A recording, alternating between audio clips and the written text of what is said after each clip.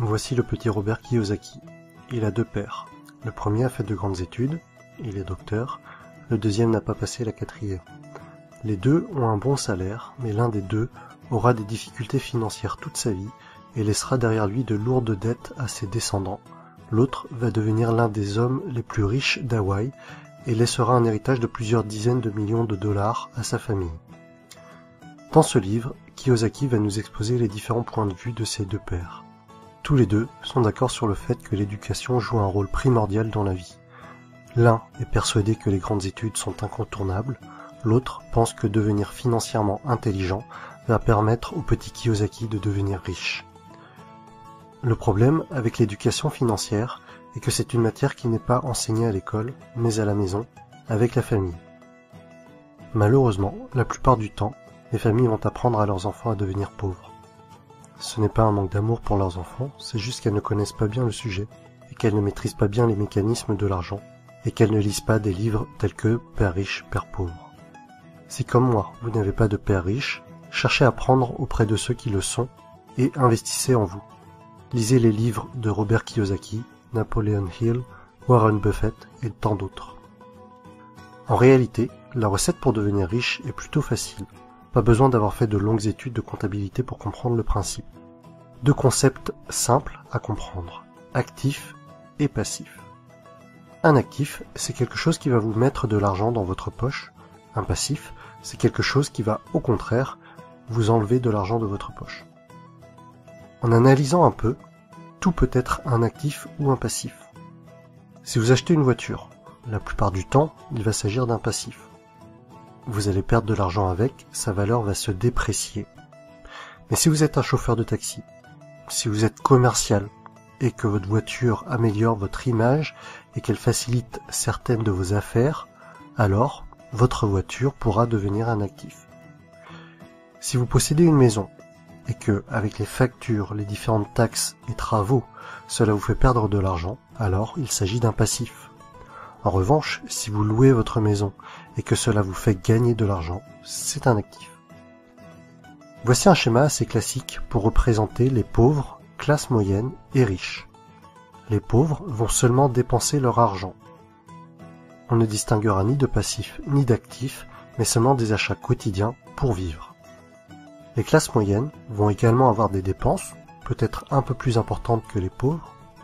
En plus de cela, elles vont acheter des choses qui vont leur permettre de paraître riches, mais en réalité, elles achètent des passifs, maison, voiture. Beaucoup de ces personnes vont considérer leur habitation principale comme étant leur investissement le plus important. Mais le plus souvent, cela va leur coûter de l'argent et pas leur en rapporter. Les riches passent leur temps, leur énergie et leur argent à acheter des actifs. Plus ces actifs vont rapporter, plus ils vont acheter d'actifs. Et par effet boule de neige, les riches deviendront de plus en plus riches. Les pauvres et les classes moyennes n'évolueront pas ou peu. En fait, l'argent que vous gagnez au départ n'a pas beaucoup d'importance. Vous pouvez très bien gagner 10 000 € par mois et tout dépenser dans des futilités en menant un grand train de vie, grande maison, belle voiture, fêtes, alcool, et au final, il ne vous reste plus rien. À l'inverse, vous pouvez ne gagner que 1 500 € par mois aujourd'hui et réinvestir tout l'argent qui vous reste dans des actifs et devenir de plus en plus riche au fil du temps, jusqu'à peut-être même atteindre la liberté financière et ne plus avoir besoin de travailler. Voici quelques exemples d'actifs. L'immobilier, la bourse, un business ou quelque chose que vous avez créé, un livre que vous avez écrit, des tableaux que vous allez vendre. Alors oui, dans la tête de nombreuses personnes, investir dans l'immobilier, dans un business, acheter des actions, c'est parfois risqué et vous pouvez perdre de l'argent. Par contre, ces personnes-là ne sont pas contre acheter une deuxième télévision à écran plat qui dans 2 ou 3 ans ne vaudra plus rien. Personnellement, je préfère perdre de l'argent en ayant essayé d'investir dans quelque chose qui peut potentiellement me rapporter de l'argent, plutôt que d'acheter une deuxième télé dont je n'ai pas l'utilité. Et au final, même si j'ai perdu de l'argent en ayant essayé d'acheter ou de produire un actif, les leçons reçues de mes échecs seront infiniment plus enrichissantes que de passer 3 heures par jour devant des programmes télé sans intérêt. En résumé, si vous voulez devenir riche, Soyez financièrement intelligent. Apprenez auprès des personnes qui sont devenues riches. Apprenez à limiter vos dépenses. Concentrez-vous sur les actifs, limitez les passifs. Et voilà mon résumé du livre Père riche, Père pauvre de Robert Kiyosaki. Si vous avez apprécié la vidéo, mettez-moi un pouce bleu en bas à droite. Et pour suivre mon actualité, abonnez-vous.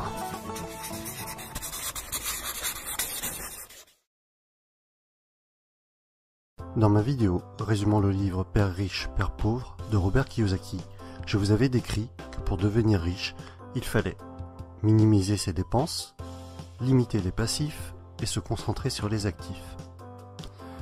Dans cette vidéo, je vais vous présenter le cadran de cash flow qui représente les 4 possibilités de générer un revenu. En haut à gauche, vous avez les employés qui sont représentés. C'est ce qui constitue la majorité de la population et je fais partie de cette catégorie à ce jour. Nous échangeons notre temps et nos efforts contre de l'argent. Si nous ne travaillons pas, nous ne sommes pas payés, sauf congés payés et autres RTT. Dans cette catégorie, ce qui est recherché, c'est la sécurité. Avoir un CDI, c'est ce que vise la majorité des personnes sortant de l'école. En effet, on nous a toujours appris qu'avoir de bonnes notes à l'école était important pour détenir un CDI et que c'était synonyme de sécurité. Et c'est cette notion qui prédomine surtout cette catégorie du quadrant. En bas à gauche, vous avez les travailleurs autonomes. Ils ont leur propre business. C'est ce qui représente les fonctions libérales telles que médecin, vétérinaire, avocat ou dentiste. Ces personnes attachent de l'importance à leur indépendance, préfèrent prendre les choses en main elles-mêmes.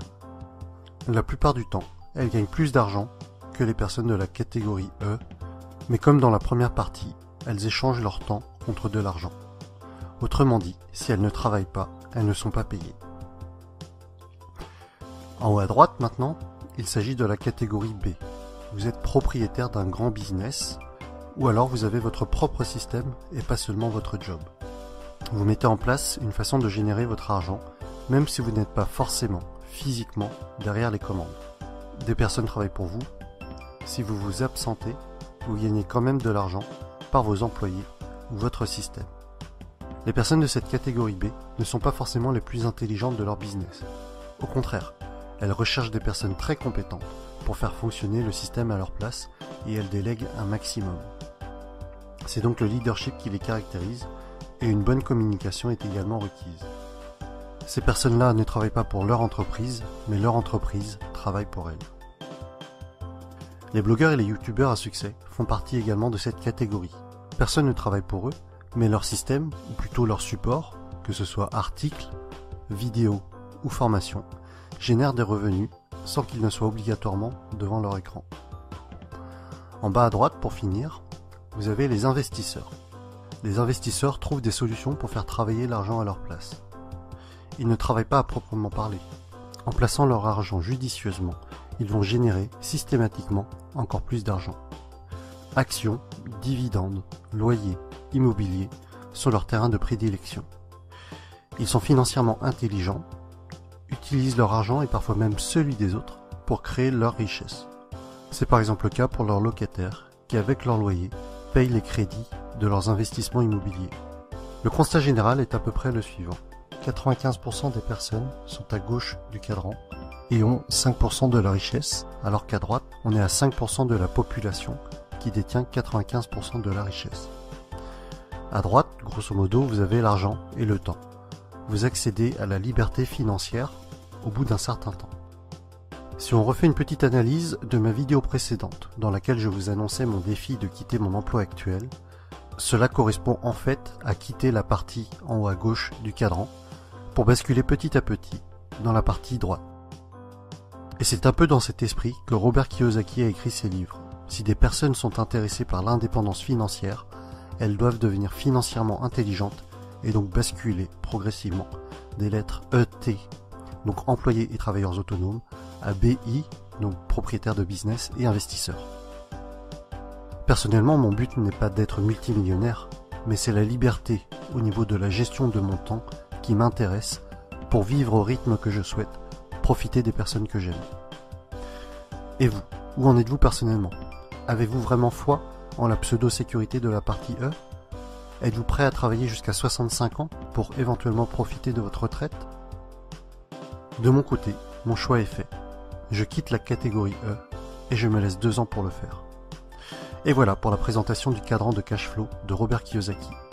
C'est vraiment un des fondamentaux qu'il nous présente dans plusieurs de ses livres, peut-être même. Comme d'habitude, commentez, likez, partagez, abonnez-vous. À bientôt pour la suite des aventures.